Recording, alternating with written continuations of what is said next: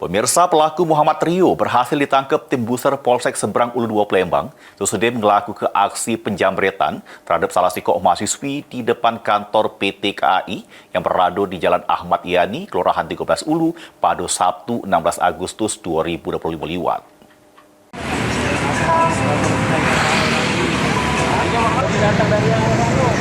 Pelaku jambret HP mahasiswi berhasil ditangkap tim Buser Polsek Seberang Ulu 2 Palembang sesudah melakukan aksinya di Jalan Ahmad Yani, Kelurahan 13 Ulu Palembang, tepatnya di depan kantor PT KAI pada Sabtu 16 Agustus 2025 liwat sekira jam setengah 1 dalu.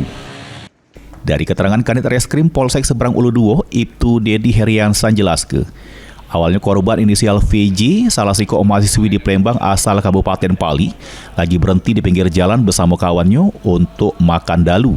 Tiba-tiba pelaku yang mengendarai motor Yamaha Mio putih datang terus langsung narik tas lempang punya korban yang berisi ke HP iPhone 11 Pro, dompet berisi ke KTP sama STNK. Atas kejadian tersebut, korban langsung bikin laporan di Polsek Seberang Ulu 2 Palembang. Ditambah ke Dedi, dari laporan korban, tim Buser dari Polsek Seberang Ulu 2 bergerak cepat. Pelaku yang sudah dikantongi identitasnya bernama Muhammad Rio berhasil ditangkap oleh tim Buser Polsek Seberang Ulu 2 di depan Masjid Taqwa, Kecamatan Ilir Barat 2 Palembang, yang mana pas ditangkap, polisi nemu ke barang bukti berupa HP sama dompet punya korban, terus motor yang digunakan pelaku pas melakukan aksi kejahatan. Iya.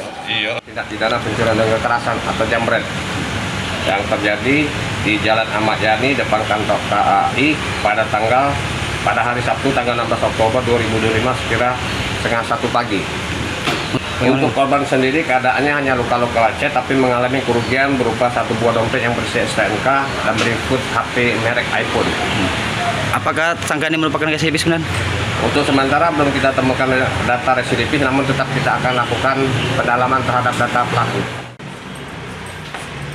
Pelaku DWSDM diamankan di Polsek Seberang Ulu 2, terus dijerat pasal 365 KUHP terkait pencurian dengan kekerasan dengan ancaman hukuman maksimal 12 tahun penjara. Suryadi, PAL TV.